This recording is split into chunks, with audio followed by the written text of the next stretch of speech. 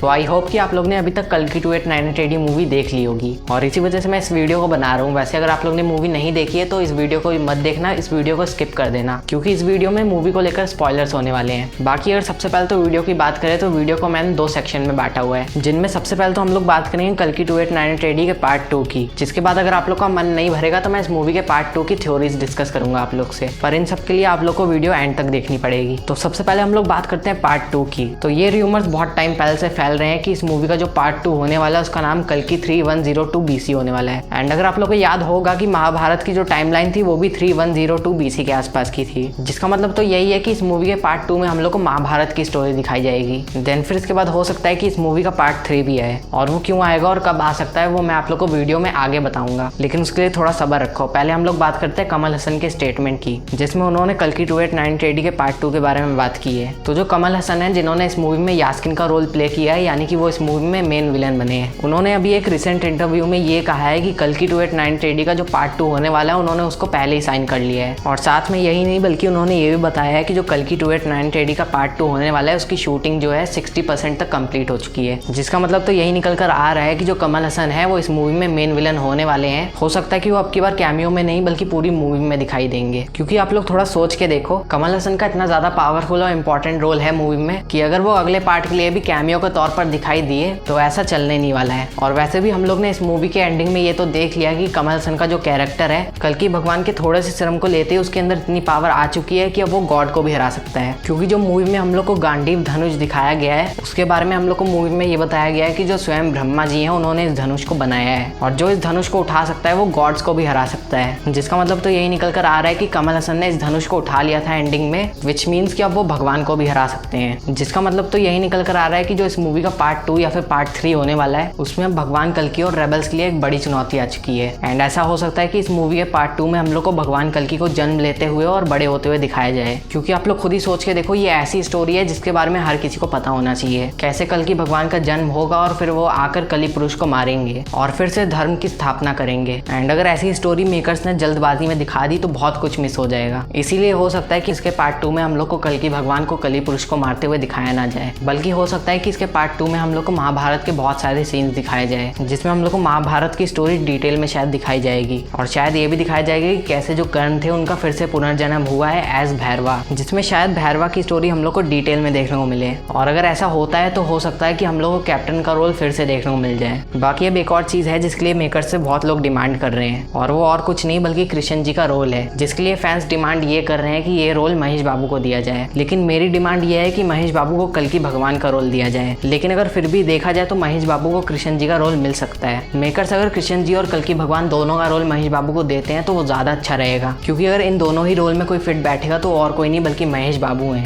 जिसकी वजह से ऑडियंस को इन दोनों रोल्स के लिए एक बेस्ट एक्टर मिल जाएगा। और साथ में जो मेकर्स हैं उन लोग के लिए भी स्टार कास्ट का खर्चा बच जाएगा, जो कि मेरे हिसाब से एक बेस्ट ऑप्शन है। बाकी आप लोगों को क्या लगता है कमेंट्स में जरूर बताना। बाकी अगर हम लोग बात करें पार्ट 3 की, तो पार्ट 3 में हम लोग को शायद ये दिखाया जाएगा कि बहुत टाइम बीत चुका है, जिसके बाद कल्कि भगवान जो है वो बड़े हो चुके हैं, और साथ में काशी को एक रक्षक मिल चुका है, जो कि और कोई नहीं बल्कि प्रभास का कैरेक्टर भैरवा होने वाला है, जो कि एक तरीके से महाभारत वाले कर्ण तो हैं, लेकिन उसी के साथ वो एक तरीके से काल भैरव भी हैं, जो कि शिव जी के अवतार थे, जिनकी मूर्ति हम लोग को देखने को मिल चुकी है इस मूवी में। और ये जो मूर्ति है ये एक अंकल के पास थी, जिन्होंने इस मूर्ति के बारे में ये बताया था कि ये जो मूर्ति है ये काल भैरव की मूर्ति है, जो कि एक टाइम पर काशी की रक्षा करते थे, और अब जो काशी की रक्षा है वो भैरवा को करनी है। और जरा सोच के देखो, डायरेक्टर ने ये डायलॉग जो है मजाक मजाक में तो डाला नहीं है, बल्कि इस डायलॉग का भी एक मतलब है, जो कि हम लोग को पार्ट 2 या फिर पार्ट 3 में देखने को मिलेगा। बाय द वे हम लोग पार्ट 3 की बात कर रहे थे, तो जो पार्ट 3 होने वाला है इस मूवी का उसमें ये दिखाया जाएगा कि जो रेबल्स हैं वो दीपिका पादुकोण और कल्कि भगवान की प्रोटेक्शन कर रहे हैं, ताकि जो कली पुरुष है या फिर ये कहे कि जो यास्किन है वो कल्कि भगवान को ना मारे, क्योंकि उसको ये तो पता ही है कि उसके मरने के चांसेस तब तक जिंदा रहेंगे जब तक कल्कि भगवान जिंदा रहेंगे, और इसलिए वो कोशिश करेगा कि कल्कि भगवान को मार दिया जाए, जिसकी वजह से उसको एक और फायदा होगा, और वो ये है कि कल्कि भगवान की जो पावर्स हैं वो उसके अंदर ट्रांसफर हो जाएंगी, जिसकी वजह से तो अमर रहने की दूर की बात रही, बल्कि वो इतना ज्यादा स्ट्रांग हो जाएगा कि जो भी भगवान उसके सामने आएंगे वो टिक नहीं पाएंगे। बाकी अब ये तो हम लोग को पता ही है कि जो ये मूवी है इसकी फ्रेंचाइज नहीं बल्कि एक यूनिवर्स है इसका, तो इसीलिए हम लोग यूनिवर्स के बारे में अगर बात करें तो यूनिवर्स में और भी मूवीज आएंगी, क्योंकि अगर यूनिवर्स की हम लोग बात करते हैं तो यूनिवर्स में बहुत सारी फ्रेंचाइज होती हैं अलग अलग मूवीज की। जैसे एग्जांपल के लिए स्पाई यूनिवर्स में 3 फ्रेंचाइज हैं, पहली सलमान खान की टाइगर फ्रेंचाइज, दूसरी ऋतिक रोशन की वॉर फ्रेंचाइज, और तीसरी SRK की पठान फ्रेंचाइज। और ऐसा सेम हॉरर कॉमेडी यूनिवर्स में भी है। तो ऐसा हो सकता है कि इस यूनिवर्स में भी हम लोग को दूसरी फ्रेंचाइज देखने को मिले, जिनमें से सबसे पहली फ्रेंचाइज तो कल्कि भगवान की हो गई, जिसमें हम लोग को पार्ट 3 तक ये दिखाया जाएगा कि कैसे कल्कि भगवान कली पुरुष को मारेंगे और फिर से कलयुग खत्म करने के बाद सत्ययुग लाएंगे। एंड वहीं पे हो सकता है कि जो कल्कि भगवान जो है उनकी एक और मूवी आए, जो कि कल्कि 2898 AD की फ्रेंचाइज का 4th पार्ट होगा, जिसमें शायद हम लोग को आने वाले सत्ययुग की कहानी दिखाई जाएगी। देन फिर इसके बाद दूसरी फ्रेंचाइज की बात करें तो दूसरी फ्रेंचाइज 7 इमोर्टल्स यानी 7 चिरंजीवी की हो सकती है, जिनमें से एक अश्वत्थामा और हनुमान जी भी आते हैं। एंड ऐसा हो सकता है कि इस फ्रेंचाइज की पहली और आखिरी मूवी दोनों हो, जिसमें हम लोग को सभी चिरंजीवी की कहानी दिखाई जाएगी कलयुग तक की। अब यहाँ पर मेरा ओपिनियन ये है कि अगर ये मूवी आएगी तो उस मूवी को मूवी ना बनाना बल्कि वेब सीरीज बनाना, जिसमें टोटल 7 एपिसोड्स होंगे, जिनमें हर एक एपिसोड में हर एक चिरंजीवी की कहानी दिखाई जाएगी, जो कि मेरे हिसाब से सही रहेगा। एंड अगर इस वेब सीरीज के लिए कोई और डायरेक्टर मिलता है तो ज़्यादा सही रहेगा, क्योंकि नाग अश्विन हर एक प्रोजेक्ट को संभाल नहीं सकते हैं। अगर संभाल भी लिया तो बहुत ही टाइम लग जाएगा, जिसकी वजह से जब घोर कलयुग आ जाएगा और कल्कि भगवान आने वाले होंगे तब जाकर इन लोग की स्टोरी खत्म होगी। तो मैं तो इन लोग को यही सजेस्ट करूंगा कि जो सिनेमैटिक यूनिवर्स बनाया उसको अगर आगे तक चलाना है तो और भी 2-3 डायरेक्टर्स ढूंढने पड़ेंगे, तब जाकर हम लोग को परफेक्ट स्टोरी लाइन देखने को मिलेगी, वो भी ज़्यादा टाइम तक नहीं बल्कि थोड़े टाइम तक, जिसकी वजह से हम लोग को ज़्यादा इंतजार नहीं करना पड़ेगा। बाकी आप लोगों को क्या लगता है कमेंट्स में ज़रूर बताना। और अब मैं ज़्यादा कुछ नहीं बताऊंगा वीडियो में, क्योंकि ये वीडियो बहुत ही ज़्यादा लंबी हो चुकी है। बाकी अगर आप लोगों को वीडियो अच्छी लगी तो वीडियो को एक लाइक कर देना। मिलूंगा नेक्स्ट वीडियो में, तब तक के लिए गुड बाय।